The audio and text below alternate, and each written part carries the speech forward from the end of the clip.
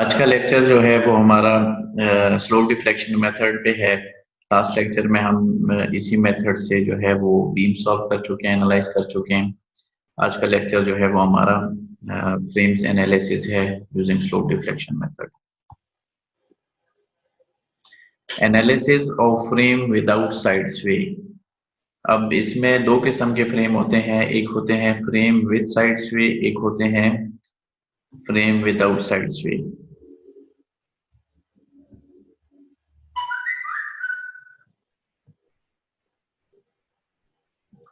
The slope deflection method can also be used for the analysis of frame। ये जो slope deflection method है, इससे हम जो है frame analysis भी कर सकते हैं। Axial deformations are neglected as they are very small। और यहाँ पे axial deformation जो है उसको neglect करते हैं क्योंकि वो हमारे पास बहुत ही small होती हैं। Let us consider the frame shown। अब ये आपको एक frame structure नजर आ रहा है, ठीक है। यहाँ पे अगर आप देखें तो fix joint A and B can neither rotate और ट्रांसलेट। यहाँ पे ये जो आपके पास एक फिक्स जॉइंट ए है, एक फिक्स जॉइंट बी है, ये ना तो रोटेट हो सकता है ना ही ये ट्रांसलेट हो सकता है। क्यों? क्योंकि ये आपके पास फिक्स सपोर्ट लगी हुई है। Joint C can rotate but can not translate. Joint C को अगर आप देख लें, ये आपके पास रोटेट तो हो सकती है, हिंज सपोर्ट है, रोटेशन तो यहाँ हो सकती है, लेकिन ये ट्रांसलेशन यहाँ पे नहीं हो सकती।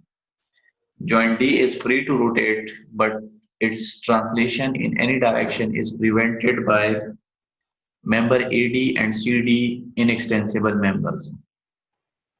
तो जॉइंट डी और ई को अगर आप देखें, ये जो आपके पास जॉइंट डी है, ये आपके पास फ्री टू रोटेट है, लेकिन इसमें ट्रांसलेशन इसलिए नहीं हो सकती किसी भी डायरेक्शन में क्योंकि इसकी ट्रांसलेशन को जो है, अगर आप इसकी हॉरिजॉन्टल ट्रांसलेशन देखें तो ये सीडी मेंबर जो है इसको इनएक्सटेंसिबल मेंबर है, वो इसको ट्रांसलेट होने नहीं देता। सिमिलरली जो एडी मेंबर है ये भी इनएक्सटेंसिबल है, ये भी इसको वर्टिकल डायरेक्शन में ट्रांसलेट या डिफ्लेक्ट होने नहीं देता। Joint E is free to rotate but its translation is prevented by member DE and BE। ये जो joint E है ये आपके पास फ्री टू रोटेट है, लेकिन इसमें ट्रांसलेशन आपके पास इसलिए नहीं हो सकती क्योंकि जो DE मेंबर है ये इसको हॉरिजॉन्टली मूव होने नहीं देता और BE मेंबर जो है इसको वर्टिकली मूव होने नहीं देता। Suppose that we remove the member CD from the frame. अब ये जो हमारे पास मेंबर एक फ्रेम स्ट्रक्चर था, यहाँ से अगर हम ये CD मेंबर को रिमूव कर दें तो हमारे पास ये केस बन जाएगा। अब इस केस में अगर आप देखें तो joint D and E can not translate in vertical direction. ये आपके पास वर्टिकल डायरेक्शन में जो है इसकी ट्रांसलेशन नहीं हो सकती। क्यों? क्योंकि AD और BE इनएक्सटेंसिबल मेंबर्स जो है यहाँ पे कनेक्टेड है साथ में, but they can rotate and translate in horizontal direction. ये आपके पास रोटेट भी हो सकते हैं और इनकी ट्रांसलेशन जो है वो हॉरिजॉन्टल डायरेक्शन में भी हो सकती है। Lateral displacements of building frame are known as frame with side sway. अब ये जो आपके पास लेटरल डिस्प्लेसमेंट है इस बिल्डिंग की, यानी ये डी आपका यहाँ पे आ गया है और ये ई आपका जो है ये यहाँ पे आ गया है, ये आपके पास बेसिकली क्या है? Frames with side sway.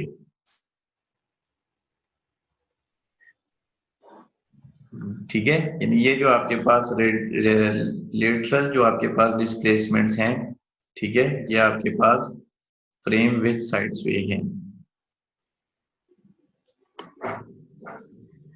अब और without joint translation are known as frame without side sway. और जहां पे आपके पास जॉइंट ट्रांसलेशन ना हो जिन फ्रेम्स में, वो आपके पास होते हैं फ्रेम्स विदाउट साइड स्वे।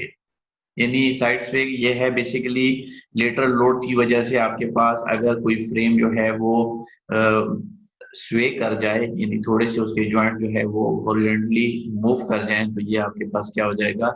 साइड स्वे हो जाएगा, यानी एक साइड पे जो है वो मूव कर जाते हैं। और जिनमें आपके पास ये लेटरल मूवमेंट या डिस्प्लेसमेंट नहीं आएगी तो वो आपके पास फ्रेम विदाउट साइड्स में होंगे। For applying slope deflection equation, slope deflection equation apply करने के लिए distinguish should be made between two types. तो ये जो आपके पास दो टाइप्स हैं, साइड स्वे और विदाउट साइड स्वे, इनके दरमियान हमें जो है पता होना चाहिए एनालिसिस से पहले कि हमारे पास साइड स्वे वाला फ्रेम है या फ्रेम विदाउट साइड स्वे है। तो साइड स्वे डिग्री ऑफ फ्रीडम जो है वो कैसे फाइंड करते हैं, उसके लिए एक फार्मूला है प्रपोज्ड कि साइड स्वे जो है वो आपके पास इक्वल होता है 2j-2 f plus H plus R plus M. अब यहाँ पे ये टर्म्स जो हैं ये सारी डिफाइन हो चुकी हैं कि ये जो j है ये आपके पास नंबर ऑफ जॉइंट्स हैं, f जो है नंबर ऑफ फिक्स सपोर्ट्स हैं, h number of hinge supports हैं, r जो है नंबर ऑफ रोलर सपोर्ट्स हैं और m जो है आपके पास नंबर ऑफ इनएक्सटेंसिबल मेंबर्स हैं। अब लेट सपोज ये जो आपके पास फ्रेम है, अगर हम इसे देखें तो साइड स्वे डिग्री ऑफ फ्रीडम अगर इसकी हम निकालें तो हमारे पास जो फॉर्मूला है S S is equal to 2j-2f plus H plus R plus M. तो अगर यहाँ पे देखें तो नंबर ऑफ सबसे पहले जे आता है, नंबर ऑफ जॉइंट्स अगर देखें तो ये आपके पास एक सी, एक डी, एक ए, एक ई एंड एक बी, 5 जॉइंट्स हैं, 5 जॉइंट्स हो गए। F number of fix supports, तो अगर आप देखें ये ए जो है फिक्स सपोर्ट है और बी आपके पास फिक्स सपोर्ट है। एच जो है नंबर ऑफ हिंज सपोर्ट्स, तो नंबर ऑफ हिंज सपोर्ट्स अगर आप देख लें ये सी पे आपके पास नंबर ऑफ हिंज सपोर्ट यानी एक है। R number of roller supports, तो यहाँ पे कोई रोलर सपोर्ट नहीं है इसलिए आर जो है वो आपके पास 0 हो जाएगा। और एम जो है वो नंबर ऑफ इनएक्सटेंसिबल मेंबर, तो यहाँ पे अगर आप देखें ये एक आपके पास सी डी, एक ए डी, एक डीई और एक बीई, ये 4 मेंबर्स आपके पास नंबर ऑफ इनएक्सटेंसिबल मेंबर्स हैं। तो ये जब आप यहाँ पे सारी वैल्यूज पुट करेंगे तो जो आपके पास वैल्यू आई, अब एस एस की वैल्यू यहाँ पे देखें तो ये आपके पास क्या आ गई, ये आपके पास 0 आ गई। ठीक है, तो ये जो 0 आ गई इसका मतलब ये है कि ये आपके पास फ्रेम विदाउट साइड स्वे है। अब साइड स्वे डिग्री ऑफ फ्रीडम अगर हम वो सी डी मेंबर यहाँ से रिमूव कर जाएं तो उस केस में क्या हो जाएगा कि फिक्स सपोर्ट तो हमारे पास सेम रहेंगी, एक जॉइंट कम हो जाएगा जो यहाँ पे सी था, 4 जॉइंट्स हो जाएंगे। हिंज सपोर्ट भी जो सी पे हिंज सपोर्ट थी वो भी खत्म हो जाएगी और एक member C D number of inextensible member भी कम हो जाएगा। तो ये वैल्यूज जब हम यहाँ पे पुट करेंगे तो हमारे पास एस एस की वैल्यू आ गई 1, तो इसका मतलब ये है कि ये आपके पास यहाँ पे साइड स्वे होगा। तो ये साइड स्वे की वैल्यू हमारे पास 1 आ गई, इसका मतलब ये है कि ये आपके पास फ्रेम विद साइड स्वे है और ये यहाँ पे शो हो रहा है कि जॉइंट डी आपका यहाँ मूव हो गया है। तो जितना आपका जॉइंट डी मूव हुआ है ये इनएक्सटेंसिबल मेंबर है, इतना ही आपके पास जॉइंट ई जो है यहाँ पे मूव होगा। ठीक है, इनएक्सटेंसिबल मेंबर की एक ये भी प्रॉपर्टी है कि अगर आपका एक पॉइंट कहीं शिफ्ट हो रहा है तो दूसरा पॉइंट भी सेम उतने ही मैग्नीट्यूड में उसी डायरेक्शन में शिफ्ट होगा। अब ये आपके पास एक फ्रेम है, सेम उसी तरह का फ्रेम है, लेकिन इस केस में भी आपके पास साइड स्वे नहीं होती कि अगर आपके पास कोई symmetric frame subjected to symmetric loading है तो उस केस में भी आपके पास साइड स्वे नहीं होगी। अब सिमेट्रिक फ्रेम आपके पास क्या है, सिमेट्रिक फ्रेम जो है आपके पास एक होती है एक्सिस ऑफ सिमेट्री।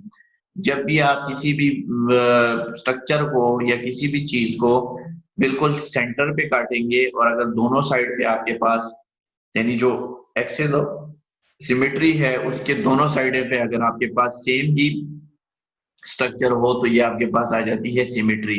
और सिमेट्रिक लोडिंग आपके पास क्या है कि जो आपके पास लोड इक्वली लग रहा हो, यानी ये यहाँ पे अगर आप देखें तो पी जो लोड लग रहा है तो ये इक्वली इस साइड पे और इस साइड पे डिस्ट्रीब्यूट होगा क्योंकि सेंटर पे लगा हुआ है। तो ऐसे अगर आपके पास स्ट्रक्चर भी सिमेट्रिक है और लोडिंग भी सिमेट्रिक है तो दोनों केसेस अगर ऐसे केसेस हैं तो उस केस में भी आपके पास साइड स्वे जो है वो नहीं होती। एग्जाम्पल 1 है हमारे पास कि determine the member and movements and reactions for the frame shown by slope deflection method.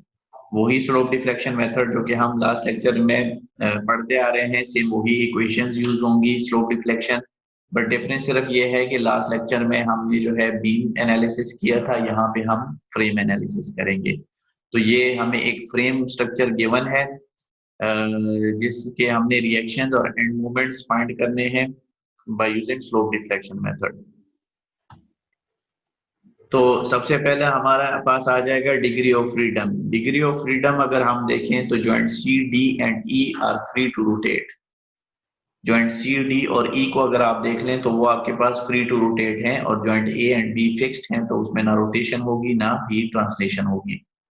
We will eliminate the rotation of simple support at end E by using the modified slope deflection equation for member DE। अब ये जो आपके पास अ, जो rotation है ये simple support ई की, इसको हम एलिमिनेट कर सकते हैं modified slope deflection equation use करके। ठीक है, क्योंकि मॉडिफाइड स्लोप डिफ्लेक्शन इक्वेशन में आपके पास थीटा आर यूज होता है, थीटा एच यूज नहीं होता। तो थीटा आर जो है इसका फार एंड जो रिजिड एंड है वो होता है, और थीटा एच आपके पास हिंज एंड का जो रोटेशन है उसको हम एलिमिनेट कर देते हैं। तो यहाँ पे अगर हम देखें तो analysis now involve two unknown joint rotation theta C and theta D. यहाँ पे एक ये जो थीटा सी और थीटा डी आएगा, सिर्फ यही हम डिग्री ऑफ फ्रीडम यहाँ पे लेंगे। सेकेंड स्टेप हमारे पास हो गया फिक्स्ड एंड मूवमेंट्स का। तो फिक्स्ड एंड मूवमेंट सेम वही है जिस तरह हमने बीम के केस में किया था। आपने हर एक मेंबर देखना है, जिस तरह अगर आप ये देखें, ये ए सी मेंबर देखें तो ये बिल्कुल सेंटर पे लोड लगा हुआ है, तो आपके पास PL/8 और PL/8 फार्मूला यूज होगा। PL/8 फार्मूला यूज होगा जब सेंटर पे लोड लगा होता है। फिर अगर आप CD मेंबर देखें या DE मेंबर देखें तो ये आपके पास UDL लगा हुआ है थ्रू आउट, तो ये आपके पास WL²/12 यूज होगा। तो ये आपके पास WL²/12 यूज हुआ। ठीक है, FEMAC PL/8 हो गया 100 kilo Newton. FEMCE fixed end movement CA जो है वो आपके पास सेम मैग्नीट्यूड होगा, लेकिन सिर्फ डायरेक्शन आपके पास डिफरेंट हो जाएगी। फिक्स्ड एंड मूवमेंट BD और DB आपके पास 0 है, क्योंकि अगर ये BD मेंबर आप देख लें तो इस BD मेंबर में आपके पास कोई लोड नहीं लगा, तो जब लोडिंग नहीं है तो इसका मतलब है कि कोई भी मूवमेंट नहीं काज होगी। इसी तरह FEMCD और DE एंड FEMDC और ED, ये CD मेंबर और DE मेंबर पे अगर आप देखें तो सेम लोडिंग है 2 kg/फीट का। तो ये आपके पास फार्मूला आपके पास WL²/12 है, ये आपके पास W 2 किलो न्यूटन पर मीटर हो गया। ये आपके पास लेंथ जो है 30 है डिवाइडेड बाय 12, तो ये आपके पास 150 kg/फीट आ जाएगा, और ये आपके पास डायरेक्शन जस्ट ऑपोजिट हो जाएगी, यानी अगर ये +150 है तो ये आपके पास -150 हो जाएगा। थर्ड स्टेप आपके पास है स्लोप डिफ्लेक्शन इक्वेशंस। अब स्लोप डिफ्लेक्शन इक्वेशंस जो है सेम वही हैं जो हमने डिराइव की थी, बट यहाँ पे ये जो आई ग्रेटर लिखा हुआ है 1600, ये 2 × 800 मतलब हम 2i लिख सकते हैं। अगर आप फिगर में देखें तो ये जो आपके पास कॉलम्स हैं, कॉलम्स का आई जो है आपके पास 800 है, और ये जो गिर्डर्स हैं गिर्डर्स के आई आपके पास 1600 है। तो अगर इसको हम आई कंसिडर करें तो इसको हम कह सकते हैं कि ये हमारे पास 2i के इक्वल होगा। यहाँ पे भी ये हमारे पास 2i के इक्वल होगा। We write slope deflection equations by applying equation 9 to members AC, BD and CD and equation 15 to member DE। अब हम क्या करेंगे कि जो हमारे पास स्लोप डिफ्लेक्शन इक्वेशन है, बाय अप्लाइंग इक्वेशन 9 हम यूज करेंगे, जो कि है MNF = 2EI divided by length 2 θn + θf - 3 psi plus fix end moment NF। यहाँ पे N और F क्या है, N आपका नियर एंड है और F जो है आपका फार एंड है। तो और जो हमारे पास जो CD मेंबर है और CD member and DE member, CD member ने DE मेंबर के लिए हम क्या करेंगे कि इक्वेशन 15 जो है वो यूज करेंगे, जो कि हमारे पास था modified slope deflection equation MRH = 3EI divided by length θr - psi plus fix end movement RH minus fix end movement HR divided by 2। और जो हमारे पास हिंज एंड होता है वहां पे हमारी मूवमेंट जो है वो 0 के इक्वल होती है। तो ये सेम वही फार्मूलाज हैं जो कि हम बीम में यूज कर चुके हैं। जस्ट जो डिफरेंस है वो ये है कि वहां पे हमारे पास बीम था, यहाँ पे हमारे पास फ्रेम स्ट्रक्चर है। तो अगर हम AC मेंबर देखें तो AC मेंबर के लिए हमारे पास जो फार्मूला होगा वो 2EI डिवाइडेड बाय लेंथ। तो AC मेंबर की जो लेंथ है वो आपके पास यहाँ पे अगर देख लें 10 + 10 20 फीट है, ठीक है। और आपके पास फार्मूले में हो जाएगा 2 theta A plus theta C minus 3 psi plus fix end moment A C. अब 2 थीटा ए, तो थीटा ए अगर आप देख लें, ए हमारे पास फिक्स सपोर्ट है, तो फिक्स सपोर्ट पे आपके पास जो है वो रोटेशन नहीं होती, तो वो 0 हो जाएगा, प्लस थीटा सी हो जाएगा माइनस 3 साई। यहाँ पे कोई आपके पास गॉड रोटेशन वगैरह नहीं है, तो इसलिए वो भी आपके पास 0 हो जाएगा, plus fix end moment A सी की वैल्यू हमारे पास जो है वो 100 थी, ठीक है। सेम MCA करेंगे तो 2EI divided by length 20, 2 theta C minus plus theta A, ठीक है। लेकिन थीटा ए आपके पास ए फिक्स सपोर्ट है, वो 0 हो जाएगा, माइनस 3 साई वो भी आपके पास 0 हो जाएगा, प्लस फिक्स एंड मोमेंट सी ए, तो इसकी वैल्यू -100 थी, इसलिए यहाँ पे आपके पास -100 हो गया। और इसे हम फर्दर सॉल्व करेंगे तो 2.2 EI थीटा सी -100 आपके पास आ जाएगा। सिमिलरली जो हमारा BD मेंबर है, उसे अगर हम देखें तो BD मेंबर पे कोई लोड नहीं लगा था। अगर आप यहाँ देख लें, ये जो BD मेंबर है इस पे कोई लोड नहीं लगा, तो इसका मतलब ये है कि इसकी फिक्स एंड मूवमेंट जो है वो हमारे पास 0 आ रही थी से। और हमारे पास जो B जो आपका इसका वो है B सपोर्ट, तो हमारी जो B सपोर्ट है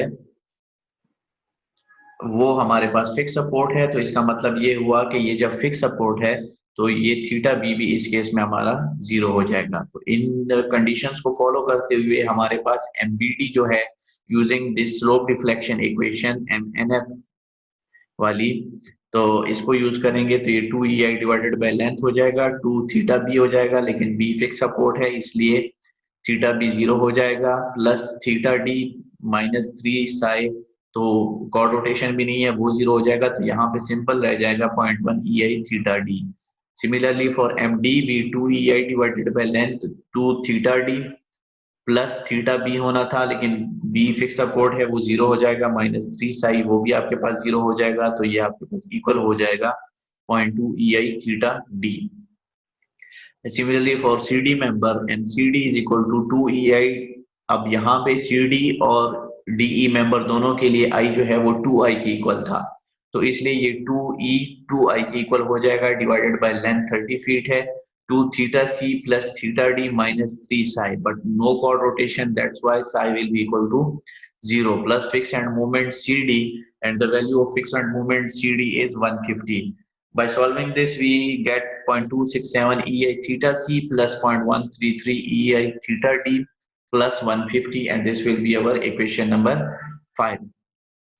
Now for the opposite end moment MDC, the formula is 2EI, but I here we have I equal to 2I because I is 800 and here I is 1600, so our I becomes 2I. 2EI divided by length 2 theta D plus theta C minus 3 psi, but no chord rotation, that's why the value of psi will be equal to 0, plus fixed and moment DC. Fixed and moment DC, the value of fixed and moment DC as we calculated in previous slide is -150. So by solving this equation, we have 0.133 EI theta C plus 0.267 EI theta D and -150. Coming towards the next member, that member is member DE, and we have to use modified slope deflection equation for that member, and the formula is 3EI divided by length.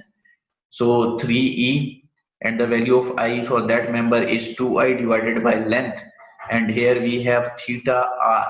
So the rigid end is D, so we have here theta D minus psi, but here no chord rotation, so that's why the value of psi is 0, plus fixed end moment RH.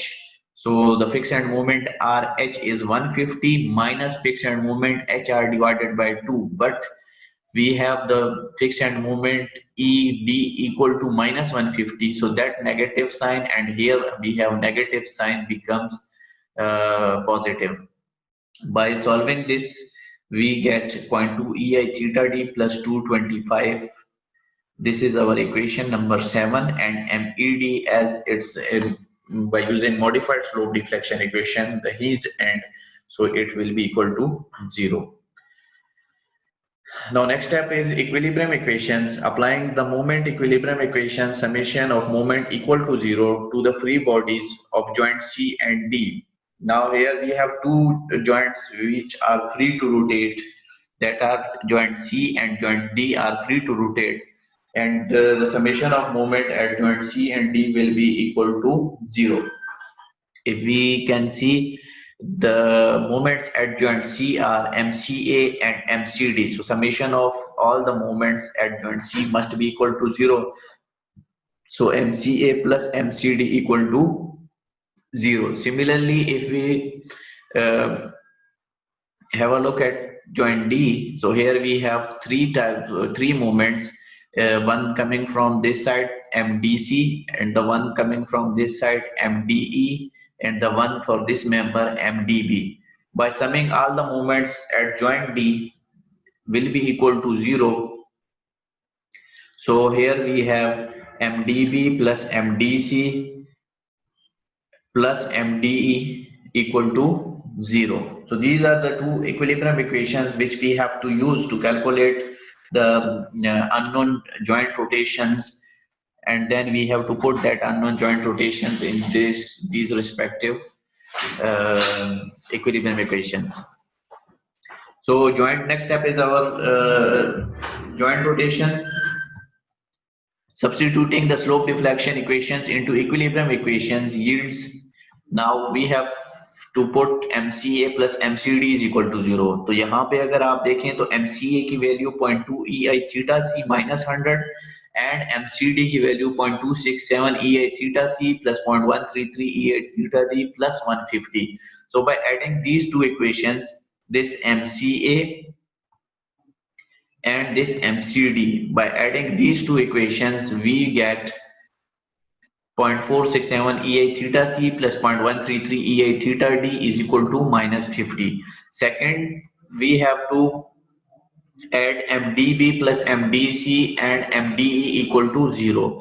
So MDB is equal to 0.2 EI theta D plus MDC 0.133 EI theta C plus 0.267 EI theta D minus 150, and MDE will be equal, adding this MDE 0.2 EI theta D plus 225. By adding these three slope deflection equations, we will get an equations in terms of EA theta C and EA theta D, and that equation will be 0.133 EA theta C plus 0.667 EA theta D is equal to minus 75. So these equation 10 and equation 11, we will solve these two equations simultaneously, so we can get the values of EI theta C and EI theta D. ये जो दो equations हैं हमारे पास, equation 10 और 11, इन दो equations को हम simultaneously solve करेंगे तो हमारे पास EA theta C and EA theta D की वैल्यू निकल आएगी. EA थीटा सी की value -79.545 and EA theta D की वैल्यू -96.591.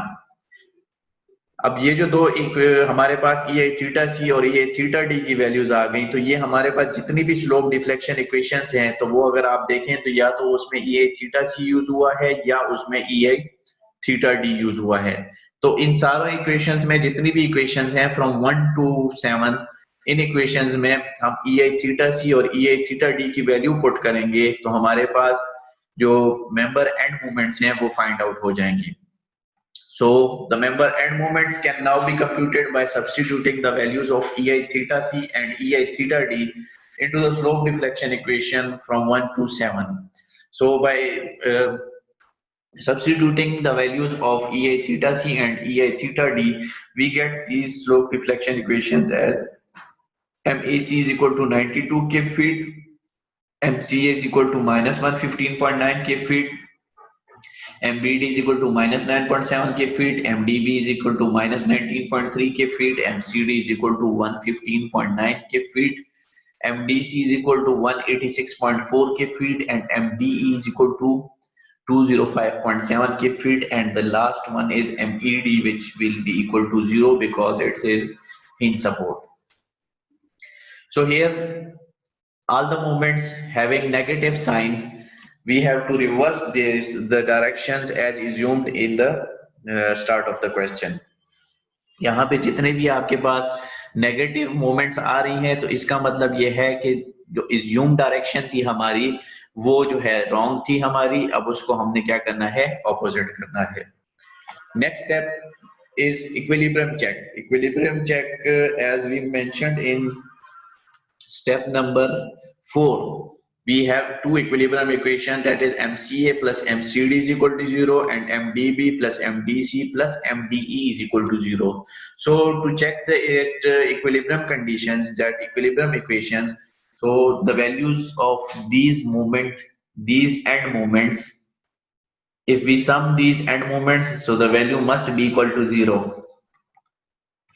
तो यहाँ पे अगर आप देखें MCA प्लस MCD को ऐड किया तो इक्वल टू 0 आ गया, MDB plus MDC plus MDE इन तीनों को ऐड किया तो इक्वल टू 0 आ गया।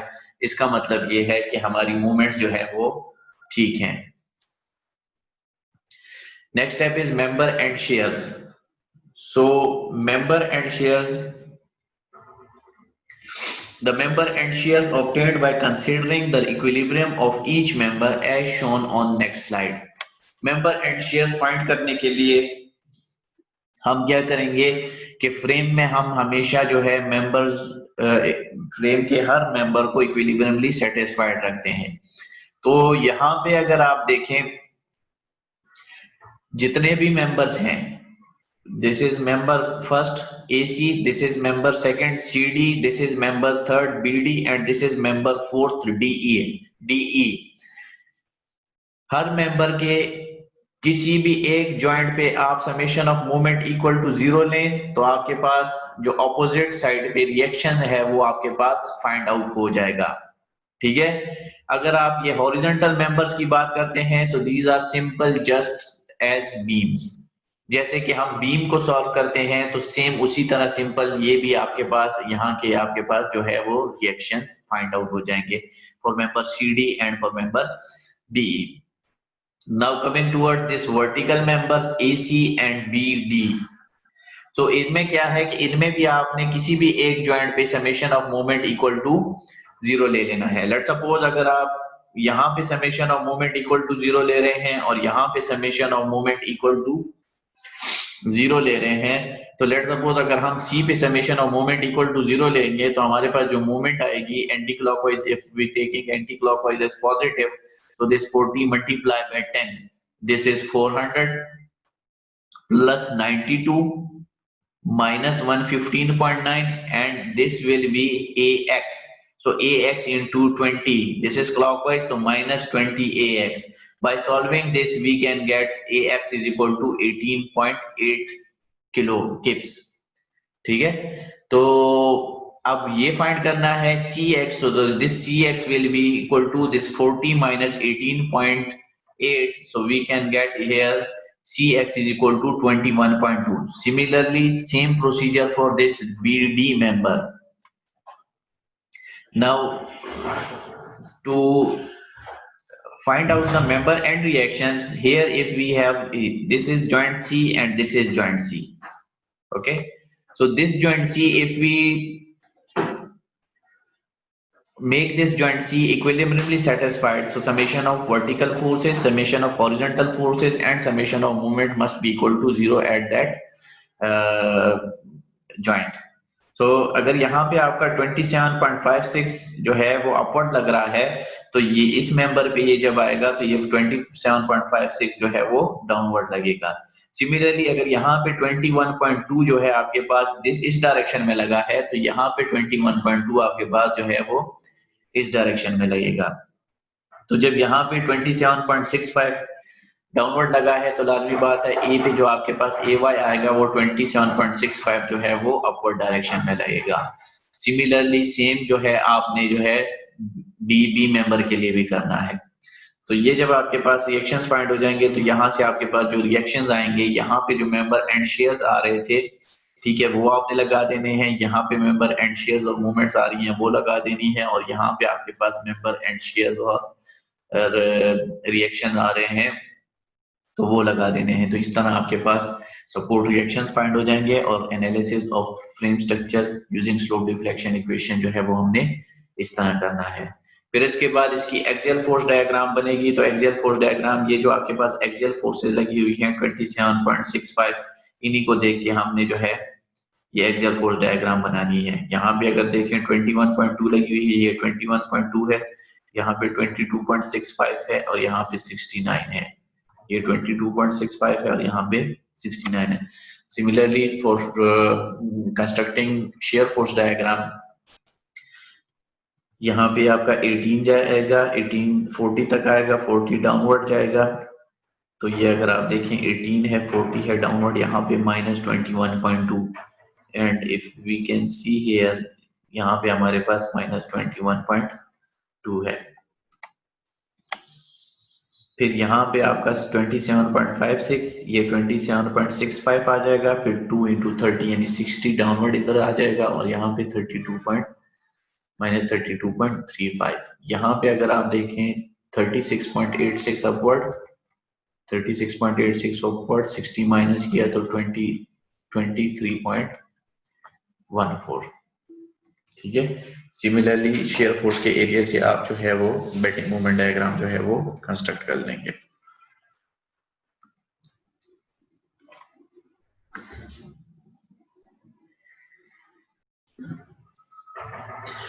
नेक्स्ट एग्जांपल जो है हमारी example 2, determine the member end moments and reactions for the frame due to settlement of 3/4 inch at support B shown by slope deflection method।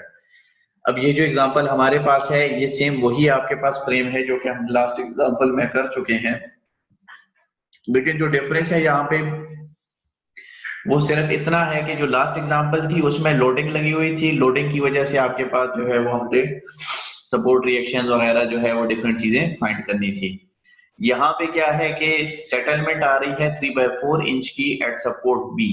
ये जो आपके पास बी सपोर्ट है यहाँ पे 3/4 इंच की जो है वो सेटलमेंट आ रही है। तो इसको जब हम सॉल्व करेंगे, the analysis on involve two unknown joint rotation theta c and theta d as we have discussed in example number 1. So the degree of freedom, in degree of freedom we have two joint rotations, unknown joint rotation theta c and theta d. The next step is chord rotation. Here we have chord rotations. Since the axial deformation of member BD is neglected, the 3/4 inch settlement of support B causes the joint D to displace downward by the same amount. अब यहाँ पे अगर B आपके पास 3/4 inch downward जाएगा, settlement होगी, तो इसका मतलब ये है कि ये D भी आपका 3/4 इंच डाउनवर्ड जाएगा। The inclined dash line in this figure represents the chord, not the elastic curve of member CD and D in the deformed position. This inclined line and this inclined line, it indicates the chord rotation, represents the chord, and this is psi CD is the chord rotation of CD member and psi DE is the chord rotation of DE member.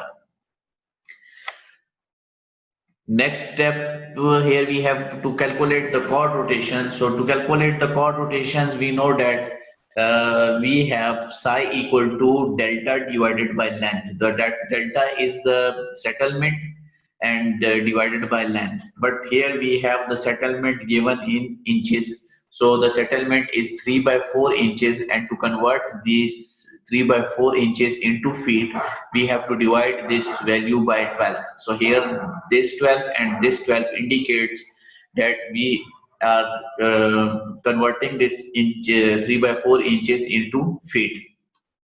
So basically this combined 3/4 divided by 12 is our delta and divided by length. So our length of this member is member CD की length जो है यहाँ पे हमारे पास 30 feet है, ठीक है, ये this is 30 feet.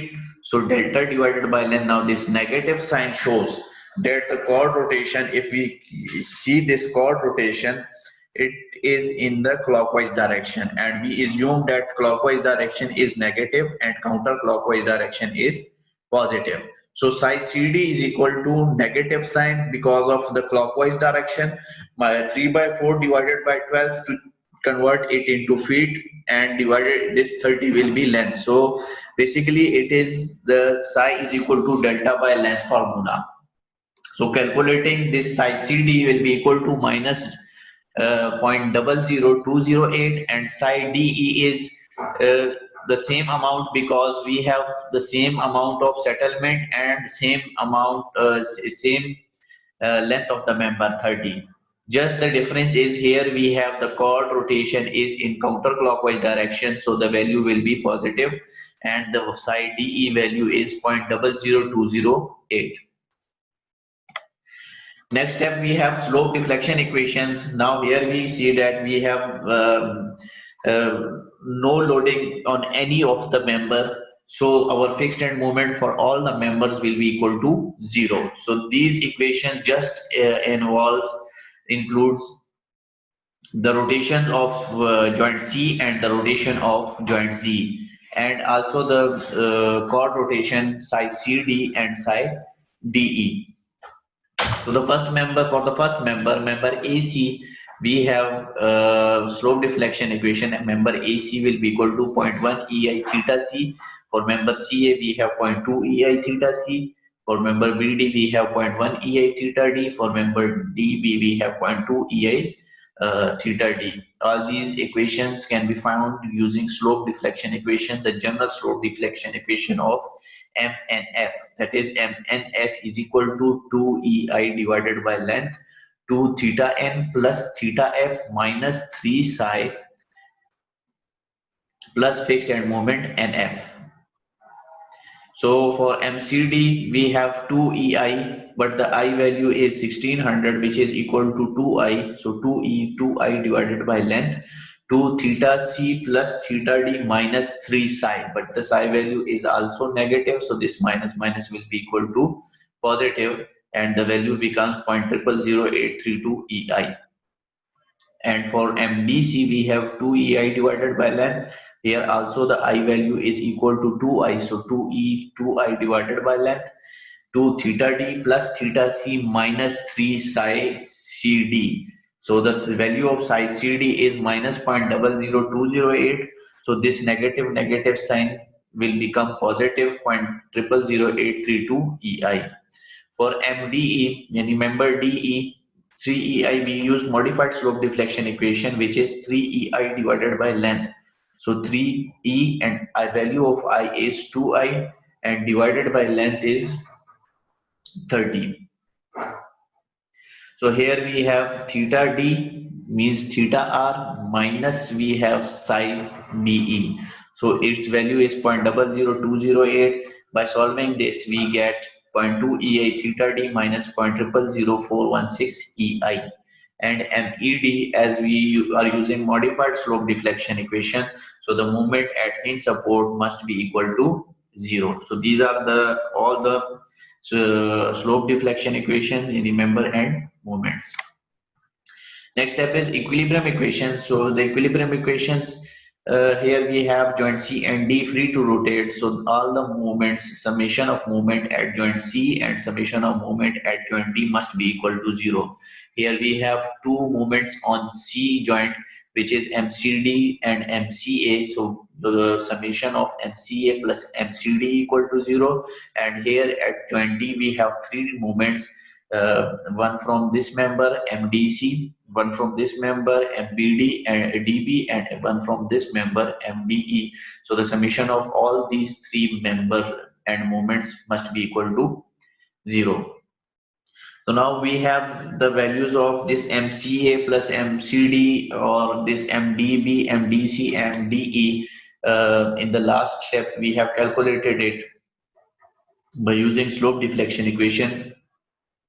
So by putting the values of this MCE plus MCD in terms which are in terms of EA theta C or EA theta D, so we get an equation.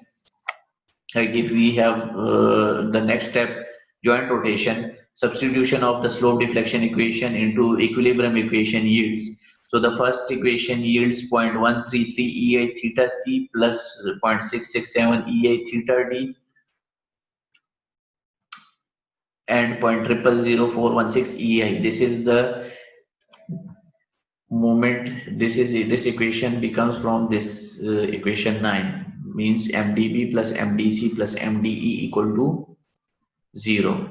So from mca plus mcd is equal to 0, we have 0.467 ea theta c plus 0.133 ea theta d is equal to minus 0.000832 ei. Now we have given the values of e and I. So by putting the values of E and I in this equations, in the both of these equations, we have 0.467 EA theta C plus 0.133 EA theta D is equal to minus 134, and the second equation is 0.133 EA theta C plus 0.667 EA theta D is equal to 67. Now we can see that here we have two equations and two unknowns, that is EA theta C and EA theta D. So by solving these two equations simultaneously, we get the values of EA theta C and EA theta D. So the value of EA theta C becomes minus 273.883 kip feet square, and the value of EA theta D is minus 45.838 kip feet square. Now, if we have these unknown joint rotations, the value of EA theta C and EA theta D, by substituting these values of EA theta C and EA theta D into the slope deflection equation, in these equations from 1 to 7, we get the member end moments. So the member end moments, here we have MAC is equal to minus 27.4 kip feet, MCA is equal to minus 54.8 kip feet, MBD is equal to minus 4.6 kip feet, MDB is minus 9.2 kip feet, MCD is 54.8 kip feet, MDC is 85.4 kip feet, MDE is minus 76.2 kip feet. Now here we can see that the moment that the values of member and moments which are with negative sign, so all these movements are assumed, as we assume these movements are positive, that is counterclockwise, so our assumption is wrong, and we can change the direction of these movement to the clockwise. Next step is equilibrium check. That equilibrium check is MCA plus MCD is equal to 0. So we can take the values of this MCA from here plus MCD. So we can see that minus 54.8 plus 54.8 equal to 0. And the next equation is MDB plus MDC plus MDE is equal to 0. So MDB is minus 9.2.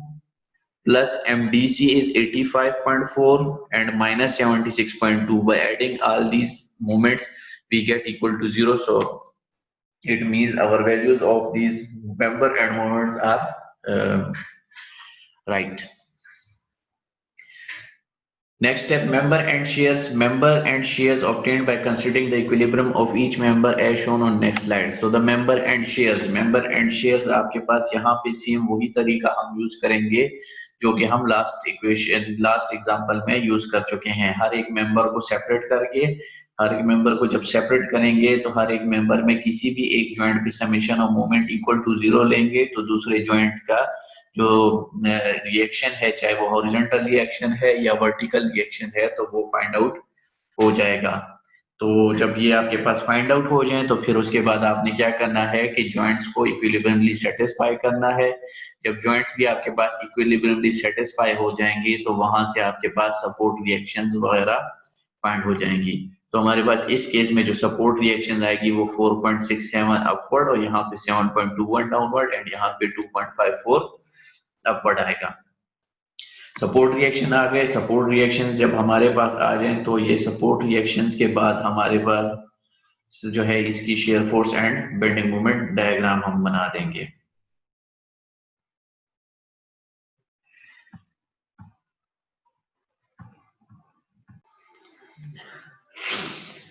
Now next हमारे पास है analysis of frame with side sway. अब यहाँ तक तो जो हमने किया है वो हमारे पास फ्रेम्स थे विदाउट साइड स्वे. अब हमारे पास जो है वो फ्रेम जिसमें साइड स्वे आ रहा हो तो उसको हम कैसे सॉल्व करेंगे. इजी है, ये भी थोड़ा सा डिफरेंस है क्योंकि साइड स्वे आएगा तो साइड स्वे की वजह से जो थोड़ा सा डिफरेंस इसमें आएगा तो वो यहाँ पे थोड़ा सा ट्रिकी है. बाकी सेम टू सेम जो प्रीवियस हमने एग्जांपल्स की हैं उनकी तरह है। अब इसे अगर आप देखें, a frame will undergo side sway if its joints are not restrained against translation unless it is a symmetrical frame subjected to symmetric loading।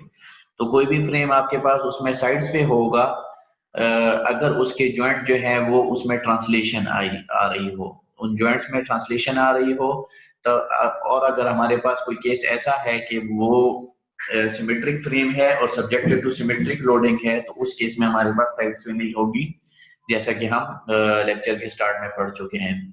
To develop the analysis of frame with side sway, consider the rectangular frame shown। आपके पास ये एक rectangular frame shown है यहाँ पे, तो इसको हम जो है एनालाइज करेंगे। इसमें आपके पास साइड स्वे आती है, तो a qualitative deflected shape of the frame for an arbitrary loading is shown below। अब ये आपके पास एक फ्रेम है जिसपे arbitrary loading लगी है, यानी जनरल लोडिंग यहाँ P लगी है, यहाँ पे W लगी है, और ये जो आपके नजर आ रहा है ये रेड लाइन, ये आपके पास क्या है, ये रेड डॉटेड लाइन में डिफ्लेक्टेड शेप है कि अगर इसमें डिफ्लेक्शन आएगी तो ऐसे डिफ्लेक्शन आएगी।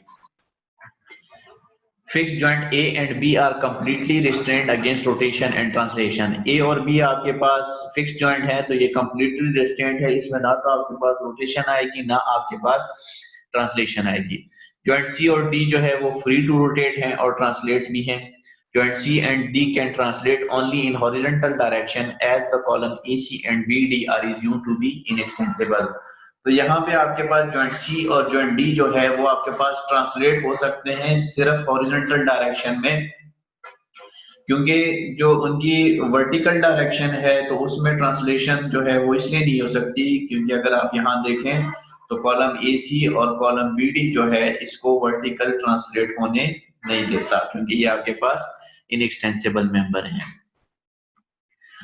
The girder CD is also assumed to be inextensible। The horizontal displacement joint C and D must be the same। अब ये जो girder CD है ये भी आपके पास inextensible member है, तो इसमें अगर आपके पास जॉइंट C या जॉइंट D, जितना आपके पास जॉइंट D आगे को मूव होगा यानी ट्रांसलेट होगा, सेम उतने ही आपके पास जो है जॉइंट C आगे जो है मूव होगा। लेट सपोज अगर ये आपके पास 3/4 इंच या 5/8 इंच मूव हो रहा है, तो जॉइंट C भी आपके पास 3/4 या 5/8 इंच मूव होगा। मतलब ये है कि आपके पास जो यहाँ पे डेल्टा आएगा तो वो दोनों जॉइंट्स का सेम होगा।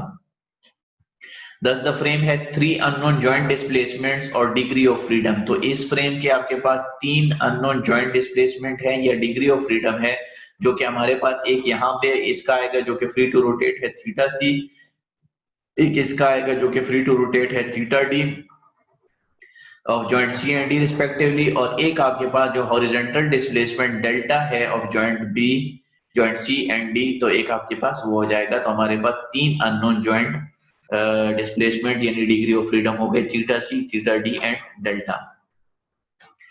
अब ये जो theta C and theta D तो आप ऑलरेडी लास्ट उसमें भी कर चुके हैं। The displacement delta of joint C and D causes the chord of the column AC and BD to rotate, and these chord rotations can be expressed in terms of unknown displacement delta S।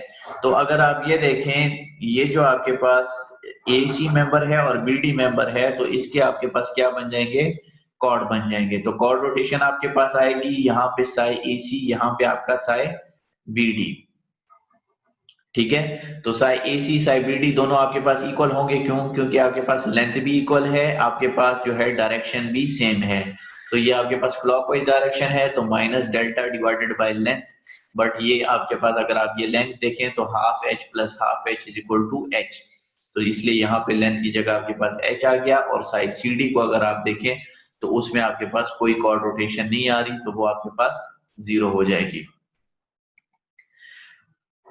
अब to relate the member end moments to the unknown joint displacement theta C, theta D and delta, we write the slope deflection equation for the 3 members of frame applying equation 9। तो पहला member AC को अगर हम देखें तो यह MAC जो है वो आपके पास क्या हो जाएगा, 2EI डिवाइडेड बाय लेंथ, यहाँ पे लेंथ h है, 2 theta A, but A is fixed support, so we have theta A equal to 0 plus theta C, so theta C minus 3 psi, but here we have the value of psi is minus delta by h, so it becomes plus 3 psi plus fixed end moment AC.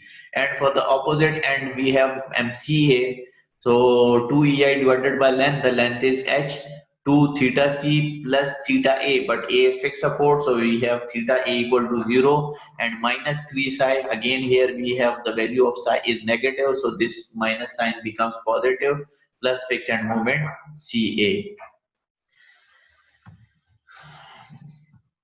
अब next जो member है वो हमारे पास BD member ले लेते हैं, तो MBD आपके पास क्या हो जाएगा, 2 EI डिवाइडेड बाय लेंथ, यहाँ पे लेंथ h है, 2 theta B, but theta B is fix support, so we have theta B equal to 0 plus theta D, so here we have theta D minus 3 psi, but the value of psi is negative, that is minus delta by h, so this negative sign becomes positive. Similarly, for the opposite moment MDB, we have 2 EI divided by length, 2 theta d plus theta b. According to formula, we have here plus theta b, but the b support is fixed support, so the rotation of that support will be equal to 0, so theta b equal to 0, and minus 3 psi, but that psi is if we see that the value of psi is minus delta by h, so this negative sign will become positive, and also we have no loading on that BD member, so we have no fixed end moment BD and fixed end moment DB here.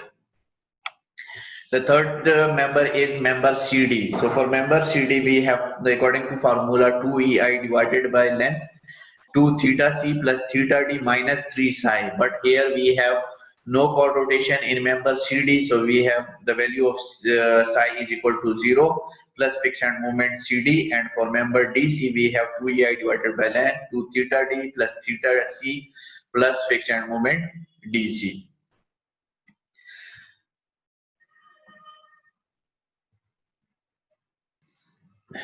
The three unknown theta c, theta d and delta, which must be determined by solving three independent equations of equilibrium before the values of member and moments can be computed.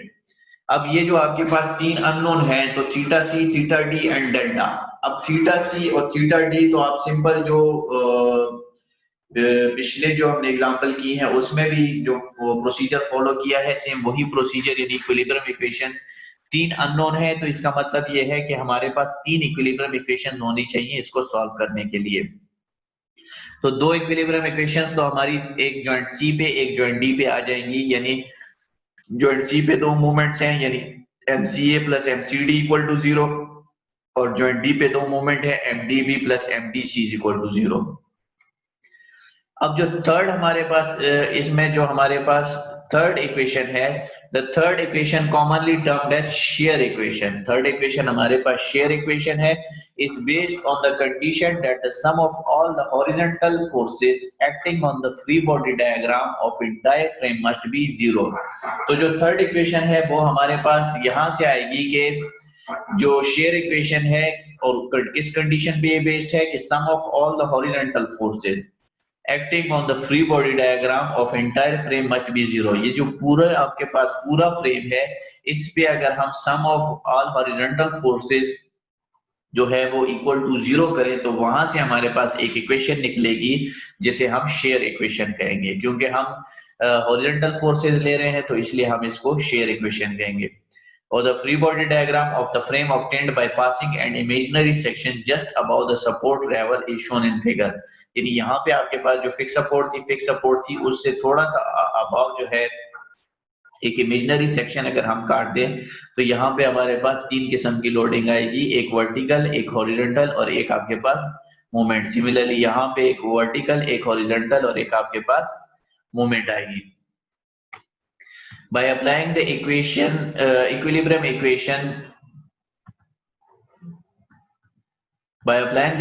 equation summation fx is equal to 0. यहाँ पे अगर हम summation fx is equal to 0 करें, तो हमारे पास अगर आप देखें ये पॉजिटिव p आ जाएगा, माइनस शेयर AC आ जाएगा, माइनस शेयर BD आ जाएगा. ये AC मेंबर है इसलिए शेयर AC, ये BD मेंबर है इसलिए share BD, in which share AC and BD are the share at lower ends of column AC and BD respectively. To express the third equilibrium equation in terms of column end moments, we consider the equilibrium of the free bodies of the column AC and BD. तो इसको अब हम करने के लिए क्या करेंगे कि ये जो AC मेंबर है इसको हम कंसिडर कर लेंगे और ये जो BD मेंबर है यानी कॉलम्स है इसको हम कंसिडर करेंगे। तो अगर आप देखें हमारे पास मेंबर एंड मोमेंट्स तो वही MAC और MCA आ रहा है, इसके लिए मेंबर एंड मोमेंट MBD और MDB आ रहा है। यहाँ पे शेयर AC इस डायरेक्शन में है तो लाजमी बात है इसको इक्विलिब्रियम में सेटिस्फाई रखने के लिए शेयर CA आ जाएगा। यहाँ पे शेयर BD इस डायरेक्शन में आ रहा है तो इसको इक्विलिब्रियम में सेटिस्फाई करने के लिए शेयर BD जो है वो यहाँ पे आ जाएगा। अब इसको सॉल्व करने के लिए क्या करेंगे जी, by summing moments about the top of each column we obtain the following. ये जो आपके पास इस कॉलम का टॉप है यानी summation of moment at this point C equal to 0 और यहाँ पे आपके पास summation of moment at point D हम लेंगे तो हमारे पास क्या हो जाएगा, summation of moment at point C ऑफ AC मेंबर इक्वल टू 0।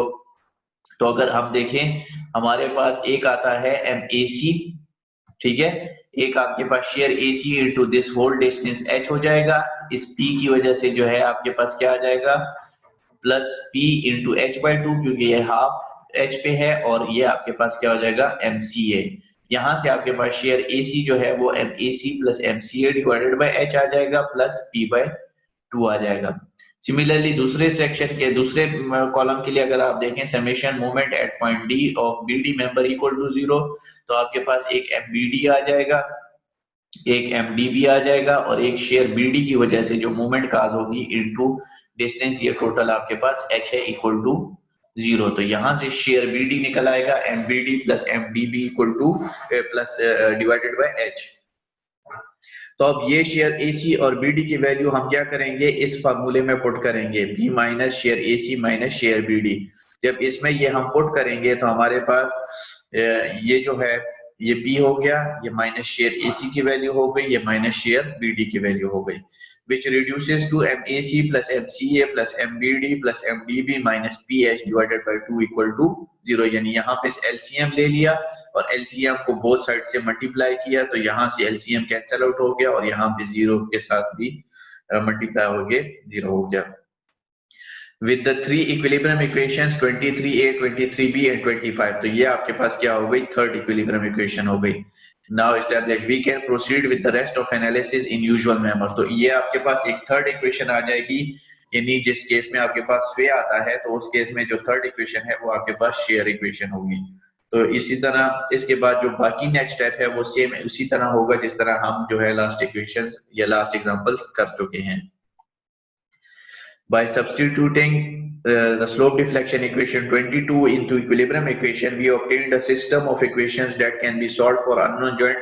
यानी हमारे पास जो इक्विलिब्रियम इक्वेशन है यहाँ पे हम MAC, MCA यानी जो भी मोमेंट्स की वैल्यू है वो पुट करेंगे तो हमारे पास तीन साइमल्टेनियस इक्वेशंस आ जाएंगी जिसमें तीन अननोन होंगे, एक थीटा C, एक थीटा D, एक डेल्टा।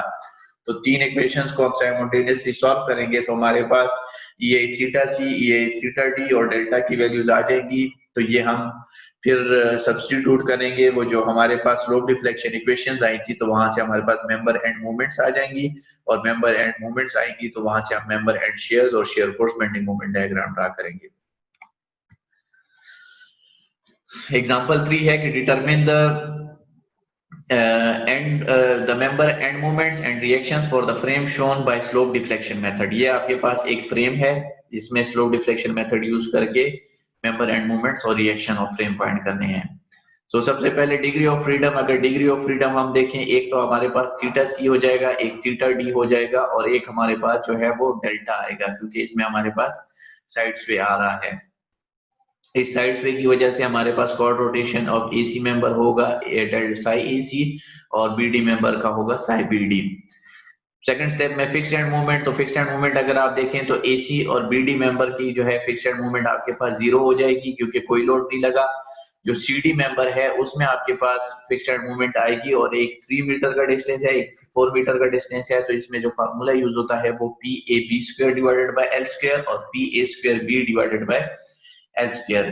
ये दो फार्मूले हम यूज करेंगे तो हमारे पास इससे फिक्स्ड एंड मूवमेंट CD और फिक्स्ड एंड मूवमेंट DC की वैल्यू 39.2 किलो न्यूटन मीटर और 29.4 किलो न्यूटन मीटर जो है वो आ जाएगी। फिक्स्ड एंड मूवमेंट हो गए। फिर उसके बाद कॉर्ड रोटेशन आ गया, तो chord rotation for psi AC जो है, ये एसी मेंबर के लिए हमारे पास अगर कॉर्ड की डायरेक्शन देखिए क्लॉकवाइज है तो नेगेटिव हो जाएगा, delta divided by length. Delta आपके पास डेल्टा हो गया जो कि फाइंड आउट करना है, डिवाइडेड बाय इस मेंबर की लेंथ 7 मीटर है। Similarly for BD member, psi BD will be equal to minus delta divided by 5, क्योंकि यहाँ पे आपके पास जो लेंथ है वो 5 मीटर है और डायरेक्शन क्लॉकवाइज है इसलिए नेगेटिव हो गया। और सीडी मेंबर में कोई कॉर्ड रोटेशन नहीं है, वो इक्वल टू 0 हो गया।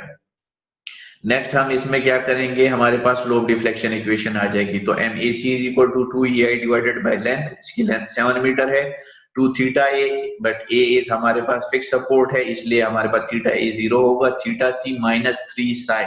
सो 3 और साई की वैल्यू माइनस डेल्टा बाय 7 है, इसको सॉल्व करेंगे 0.286 EI थीटा सी आ जाएगा plus 0.122 EI delta. Similarly MCA करेंगे तो 2 EI divided by 7, 2 theta C minus 3 psi की वैल्यू, इसे सॉल्व करेंगे 0.571 EI theta C plus 0.122 EI delta. Similarly MBD और एमडीबी को करेंगे तो ये आपके पास 2 EI divided by 5 theta D minus 3 psi, and this one 2 EI divided by 5 2 theta D minus 3 Sai, और इससे हमारे पास वैल्यू ये आ जाएगी। एमसीडी को करेंगे तो 2 EI डिवाइडेड बाय लेंथ आपके पास 7 मीटर आ गई, 2 theta C plus theta D minus 3 psi, but psi जो है वो सीडी के लिए 0 है, प्लस फिक्स एंड मूवमेंट यहाँ पे आ जाएगी। Similarly 2 EI divided by length 2 theta D, D is theta C plus 2 theta D minus 3 psi, बस साई आपके पास जो है वो 0 है, plus fix end movement D C जो कि माइनस 29.4 था। ये जो आपके पास थी यहाँ पे कोई लोडिंग नहीं थी इसलिए यहाँ पे फिक्स एंड मूवमेंट की वैल्यू नहीं आई। नेक्स्ट स्टेप इक्विलिब्रियम इक्वेशन है, तो थीटा सी और थीटा डी को हमने लिया है, तो एक तो यहाँ पे हमारी दो इक्वेशंस बन जाएगी, यानी MCA plus MCD equal to 0 and MDC plus MDB equal to 0। जो थर्ड इक्वेशन है तो वो हमारे पास शेयर इक्वेशन आएगी, और वो जो हमारे पास शेयर इक्वेशन है वो आपके पास क्या आ जाएगी कि sum of all horizontal forces in will be equal to 0 of the entire frame. तो यहाँ पे एक शेयर SAC आ जाएगा, SBD आ जाएगा इक्वल टू 0। इसको सॉल्व करने के लिए हम AC और BD कॉलम को सेपरेटली लेंगे, तो AC और BD कॉलम हमारे पास यहाँ पे सेपरेटली हो गया। यहाँ पे हम एंड मोमेंट्स और एंड शेयर्स और वर्टिकल जो हमारे पास वो हैं वो सारे लगा देंगे, तो हमारे पास क्या आ जाएगा कि summing moment at each of the column.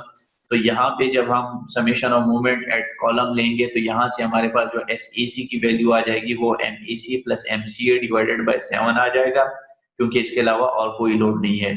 Similarly SBD find करेंगे तो और कोई लोड नहीं है, सिर्फ एक MBD है, एक MDB है, और डिवाइडेड बाय दिस लेंथ जो है वो आपके पास 5 आ जाएगा। ये हमने summation of moment at point C equal to 0 लिया है, ये हमने summation of moment at point D equal to 0 लिया है। तो जब SAC SBD की वैल्यू फाइंड करेंगे तो वो हम इस शेयर इक्वेशन में पुट करेंगे, तो वो हमारे पास ये आपके पास SAC की वैल्यू हो गई MAC plus MCA divided by 7 plus MBD plus MDB divided by 5। इसको हमने सॉल्व किया तो हमारे पास जो इक्वेशन बनी वो 5 MAC plus MCA plus 7 MBD plus MDB equal to 0 आपके पास आ गया। मतलब इसका LCM हमने दिया 35, तो 35 जब हमने LCM लिया तो हमारे पास ये वैल्यू आ गई, जो कि हमारे पास थर्ड इक्वेशन हो गई। तो ये जो तीन इक्वेशन है, दो इक्वेशन ये हैं और तीसरी इक्वेशन ये है, ये तीनों में अगर आप देखें तो एंड मोमेंट्स लगी हुई हैं। ये तीनों में एंड मोमेंट्स पुट करेंगे तो हमारे पास एक ये इक्वेशन बन जाएगी, second this one equation and third one is this equation.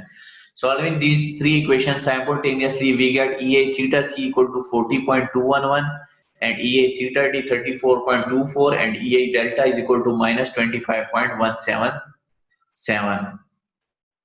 तो ये तीन वैल्यूज हम क्या करेंगे, हमारे पास ये जो मेंबर एंड मोमेंट्स है यहाँ पे EA theta C, EA delta और EA थीटा D की वैल्यू पुट करेंगे, तो हमारे पास जो मेंबर एंड मोमेंट्स हैं वो आपके पास ये वैल्यूज आ जाएंगी। जब ये वैल्यूज हमारे पास आ गई हैं तो इसमें जो नेगेटिव वैल्यू है वो हमारे पास उनकी डायरेक्शन हमने गलत एज्यूम की थी, वो हमने चेंज कर देनी है। जब मेंबर एंड मोमेंट्स हमारे पास आ जाए उसके बाद नेक्स्ट स्टेप इक्विलिब्रियम चेक का है। तो तीनों इक्वेशंस में यहाँ से हमारे पास जो मेंबर एंड मोमेंट्स आ गई हैं वो इन तीनों इक्वेशन में पुट करेंगे। अगर इक्वल टू 0 आ रहा है तो इसका मतलब ये है कि हमारी जो मेंबर एंड मोमेंट्स हैं वो उनकी वैल्यूज ठीक हैं।